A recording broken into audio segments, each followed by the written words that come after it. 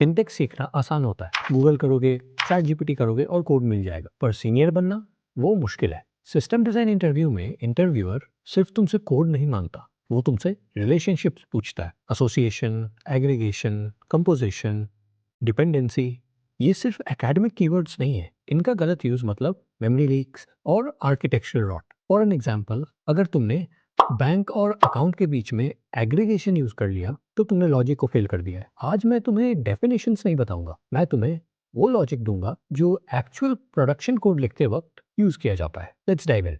सारी कंफ्यूजन एक सवाल से खत्म होती है, ओनरशिप। पहला है कंपोजिशन। एक एग्जांपल से समझो, एक हाउस है और उसके रूम्स है। जूनियर डेवलपर सोचेंगे हाउस हैज रूम्स, तो इनहेरिटेंस यूज करते हैं और वो रूम को इनहेरिट करेंगे हाउस क्लास में। बिल्कुल गलत। हाउस रूम नहीं है, हाउस रूम से बना है। अगर मैं घर गिरा दूं, मतलब हाउस क्लास को डिलीट कर दूं, तो क्या कमरे बचे रहेंगे? नहीं। यही कंपोजिशन है। Strong relationship. चाइल्ड जो है वो पेरेंट के बिना एग्जिस्ट नहीं करता है। इस कोड में देखो, तो यहाँ पे मैंने एक रूम क्लास बनाया है जिसके अंदर हमारा कंस्ट्रक्टर और डिस्ट्रक्टर है, सिंपल्स। और वहीं तुम देखोगे कि उसके बाद मैंने एक हाउस क्लास बनाया है और हाउस क्लास के अंदर हमने रूम का ऑब्जेक्ट बनाया है, दैट इज लिविंग रूम। और ध्यान देने वाली बात यह है कि हाउस क्लास जो है ये लिविंग रूम को यानी कि रूम के ऑब्जेक्ट को ओन करता है, क्योंकि इसी के अंदर हमने इसको क्रिएट किया है। और उसके बाद हमारा पब्लिक में हाउस का कंस्ट्रक्टर है एंड डिस्ट्रक्टर। तो जब भी हमारा हाउस का ऑब्जेक्ट बनेगा तभी हमारे इस रूम का ऑब्जेक्ट भी उसी के अंदर क्रिएट होगा, और जब हाउस डिलीट होगा तो रूम का डिस्ट्रक्टर भी ऑटोमेटिकली कॉल हो जाएगा। इसे हम लोग बोलते हैं लाइफ टाइम ओनरशिप। और यूएमएल डायग्राम में हम लोग कुछ इस तरीके से इसको रिप्रेजेंट करते हैं। इसका सिंबल है हाफ फिल्ड डायमंड। अब आते हैं एग्रीगेशन पे। लोग यहाँ सबसे ज्यादा गलती करते हैं। एक एग्जांपल से समझो, एक लाइब्रेरी है और है उसकी बुक्स। अगर मान लो लाइब्रेरी बंद हो गई तो क्या बुक्स भी डिस्ट्रॉय हो जाएंगे? नहीं, हम उन बुक्स को उठाकर किसी दूसरी लाइब्रेरी में शिफ्ट कर सकते हैं। इस कोड को देखो, तो यहाँ सबसे पहले मैंने एक बुक का क्लास बनाया है जिसके अंदर एक मेंबर वेरिएबल है, दैट इज टाइटल, एंड हमारा कंस्ट्रक्टर है। और उसके बाद मैंने एक लाइब्रेरी क्लास बनाया है, और लाइब्रेरी क्लास के अंदर प्राइवेट में अगर तुम देखो तो यहाँ पे वेक्टर बनाए हैं हमने, किस चीज का? रेफरेंस ऑफ बुक्स का, ना कि बुक्स का। तो ध्यान देने वाली बात यहाँ पे ये है, जैसा मैंने बताया पहले, कि library has the books, library is not owning them. इसका मतलब कि लाइब्रेरी उन ऑब्जेक्ट्स को, बुक्स के ऑब्जेक्ट्स को क्रिएट नहीं कर रहा है, वो बस रेफरेंस ले रहा है। जैसे मैंने यहाँ पे वेक्टर में लिया है बुक्स का reference, that is books.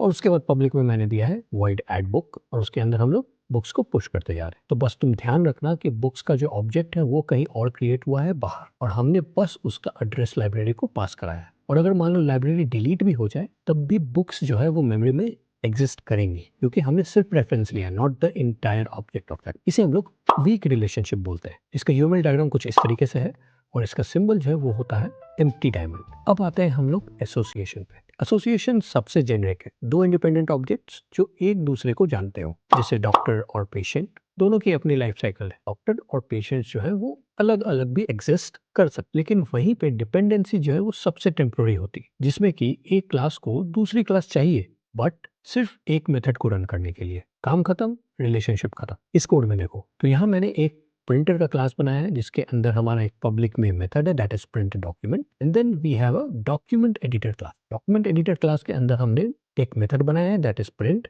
Print के अंदर यहाँ ध्यान से देखो, हमारे पैरामीटर में एक प्रिंटर का रेफरेंस है, that is printer class reference, और एक स्ट्रिंग। तो ये हुआ डिपेंडेंसी का एग्जांपल, क्योंकि हमने सिर्फ मेथड के अंदर ही रिलेशनशिप को डिफाइन किया है। इस मेथड के अंदर ही प्रिंटर क्लास के ऑब्जेक्ट का रेफरेंस ले रहे हैं। जब मेथड का काम खत्म हो जाएगा तो रिलेशनशिप भी खत्म हो जाएगा। ना ही हमने कहीं मेंबर वेरिएबल में इसके ऑब्जेक्ट का रेफरेंस लिया है, ना ही हमने प्रिंटर के ऑब्जेक्ट को क्रिएट किया है इस डॉक्यूमेंट एडिटर क्लास के अंदर। इसे हम लूजली कपल्ड कोड भी बोल सकते हैं। इस तरीके के कोड को लिखने से हम टाइटली कपल्ड जितने भी कोड्स होते हैं ना उससे बच सकते हैं, जिससे क्या होता है कि हमें जो भी चेंजेस करने हो ना वो ईजी होते हैं, क्योंकि कोई भी चीज एक दूसरे पर डिपेंडेंट नहीं होती। किसी एक में भी कोड चेंजेस आसानी से कर सकते हैं without breaking any other thing. तो लास्ट आता है हमारा रियलाइजेशन। इसका सिंपल मतलब है, जैसा नाम है वैसा काम है, मतलब प्रॉमिस पूरा करना। प्रोफेशनल लेवल पे हम हमेशा इंटरफेसेस यूज करते हैं। जैसे यहाँ पे देखो, एक हमने क्लास लिया शेप, उसके अंदर पब्लिक में हमने बनाया है एक virtual method, that is draw. तो ये हमारा एक इंटरफेस है। और उसके बाद हमने एक सर्कल क्लास बनाया है which is inheriting from the shape class, और उसके अंदर हमने भी ओवरराइड किया उस इंटरफेस मेथड को, दैट इज ड्रॉ, और यहाँ पे हमने उसका इम्प्लीमेंटेशन दिया। तो इंटरफेस ने बताया कि क्या करना है, दैट इज ड्रॉ, और इम्प्लीमेंटेशन ने बताया कि करना कैसे है। तो जब भी तुम एब्स्ट्रैक्ट क्लासेस को इम्प्लीमेंट करते हो तो तुम रियलाइजेशन को यूज कर रहे हैं। तुम्हें एब्स्ट्रैक्ट क्लास पता है ना? एब्स्ट्रैक्ट क्लास वो होते हैं जिसके अंदर एटलीस्ट हमारे पास एक वर्चुअल फंक्शन हो जिसको कि तुम इंटरफेस पे बोल सकते हो। तो ध्यान रखना, जब भी हम लोग किसी भी एब्स्ट्रैक्ट क्लास को इम्प्लीमेंट करते हैं दूसरे क्लास में, इट मीन्स हम लोग रियलाइजेशन को यूज कर रहे हैं। सिंपल। और ये स्केलेबल आर्किटेक्चर के फाउंडेशन होता है। अब तुम्हारी बारी है, चलो नॉलेज चेक करते हैं क्या सीखा तुमने। स्क्रीन पे ये सिनेरियो देखो, इनमें से कौन सा कंपोजिशन है और कौन सा एग्रीगेशन। अभी पॉज करो और कमेंट में लॉजिक के साथ बताओ। मैं हर कमेंट को पढ़ूंगा और बताऊंगा कि तुम्हारा आर्किटेक्चरल लॉजिक इंडस्ट्रियल स्टैंडर्ड का है भी या नहीं। अगर तुमने ये रिलेशनशिप समझ लिए